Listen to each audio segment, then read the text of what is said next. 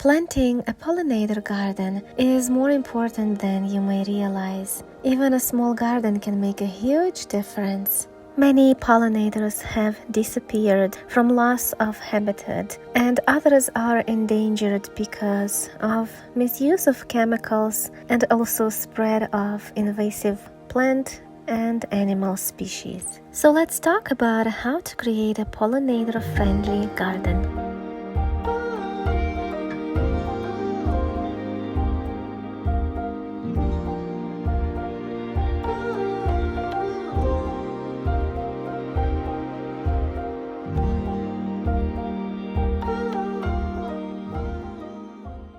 Pollinators, bees in particular, make 2 out of every 3 bites of food we eat, delivering billions of dollars of free ecosystem services to humanity each year. And without them, the foods we know and love would become less available and more expensive. Naturally, there are a lot of native flowers available for pollinators.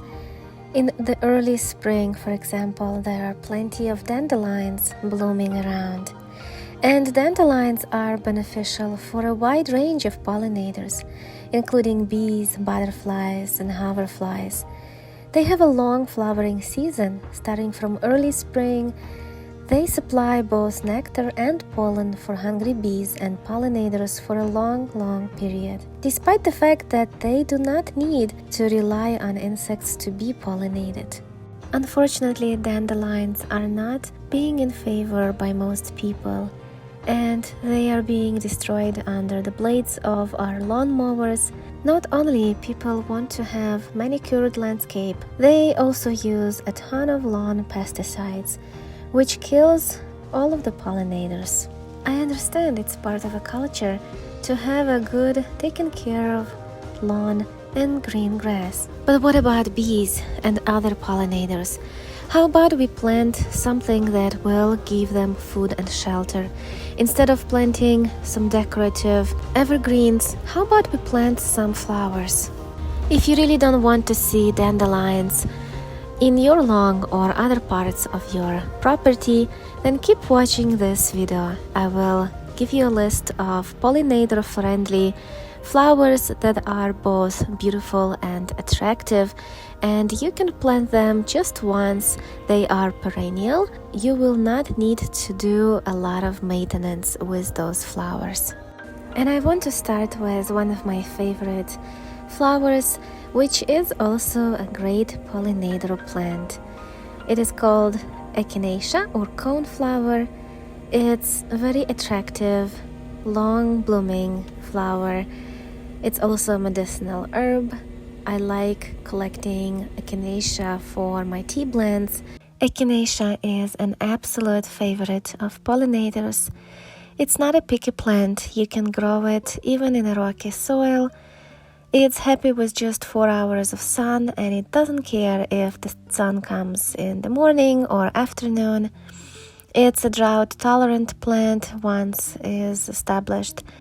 Birds and squirrels looking for winter snacks will also benefit from allowing echinacea to go to seed. It also comes in many different color varieties. The main color is magenta, purple, but it can be found in shades of pink, white, yellow, orange, and there's even an echinacea that has a color similar to a watermelon. And not just bees love echinacea. Every time I come out in my garden in the summer, I see beautiful butterflies visiting my echinacea patch, and I love that. Echinacea grows tall, so make sure to plant it in the back of your flower bed. It doesn't spread, it can only self-sow itself, so if you don't want those new plants that will be starting to emerge early spring on next year, you can just pull them out and give them to your friends and family, or you can even sell a new echinacea plants. It's one of the easiest flowers to grow, and I recommend everybody to have echinacea in their garden.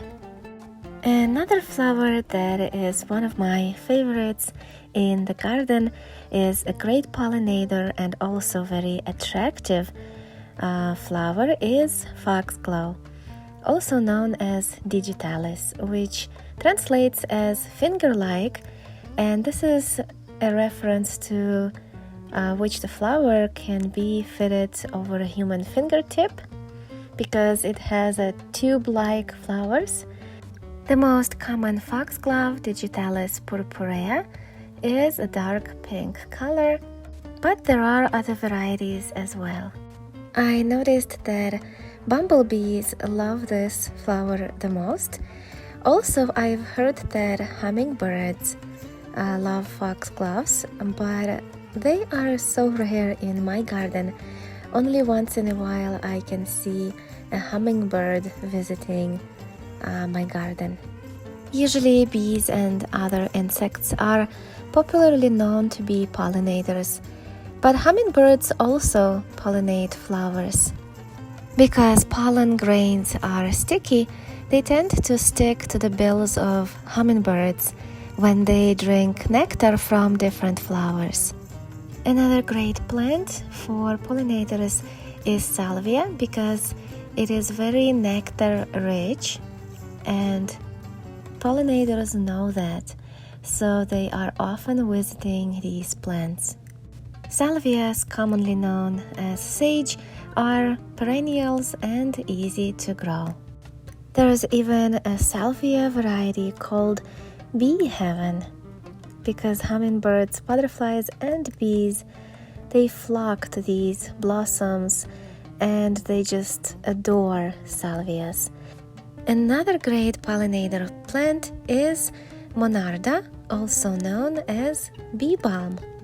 Bee balm is a member of the mint family, and like most other plants in the mint family, it has square stems, opposite leaves, and is very aromatic. Bee balm foliage has a mint-like aroma. It can be used in herbal teas, salads, as garnishes. The flowers are also edible. And bee balm is relatively easy to grow. They perform best in full sun. They prefer most well-drained soil and are perennial, so you can plant them once and enjoy for years.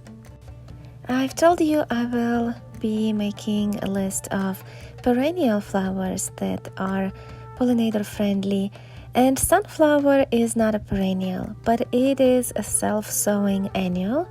So you have to plant it once, and then if you let it go to seed, some of those seeds will fall down. And I always get sunflower volunteer plants in my garden that just plant themselves. And sunflowers are so great to have in every garden because they are always full of pollinators. Sunflowers are rich in nectar and they have big flowers, so sometimes I come outside and I see 2, 3, 4, and even 5 bees on the same head of a sunflower. When planning your pollinator-friendly garden, consider choosing flowers that bloom from early spring until late fall, so you can cater to the largest number of pollinators. Many native bees, they have very short adult life, so when different species will emerge at different times and they will visit our gardens throughout the season. So have something blooming at any time, and mixing flowers with different bloom times also helps your garden to stay colorful and vibrant continuously throughout all of the seasons.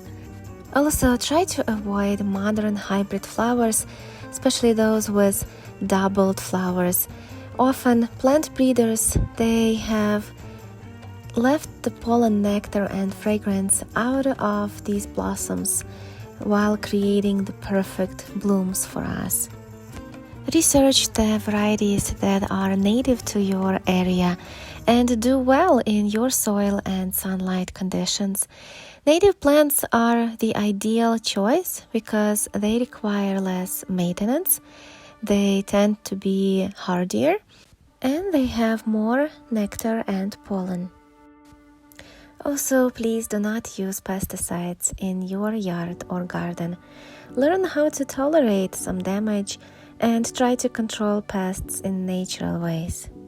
Also, try to have a variety of different flowers, diversity, because that way you will appeal to the needs of different pollinators through color, fragrance, and flower form. The color of a flower often signals these creatures to stop by. For example, butterflies are attracted to red, orange, and yellow, while hummingbirds prefer red, fuchsia, and purple. And fragrant flowers signal many pollinators, including those that only come out at night, such as moths and bats. The shape of a flower is also important for pollination. For instance, butterflies, they need to land before feeding and usually prefer flat, open flowers. And tubular flowers, they help lure pollinators with long beaks and tongues, such as hummingbirds. If you have small space and you're thinking, well, I'll better use it to grow some food rather than flowers, think about the fact that your vegetables and fruits you are trying to grow for food, they have to be pollinated as well. And usually the flowers are not as attractive on some vegetables, so you will have to kind of lure the pollinators to come into your garden and pollinate your food for you. So try to always interplant some attractive pollinator flowers in between your vegetables and fruits. That way you will ensure that pollinators visit your garden and make your vegetables and fruits produce for you. You can also let some of your vegetables go to bloom and seed to provide pollinators with food they require. I often let my dill and fennel go to bloom because not only I want to collect seeds later on, but also I want my pollinators to be happy. I hope I encouraged you to start a pollinator garden this year. I guarantee you will be enjoying the beautiful view of your garden this summer.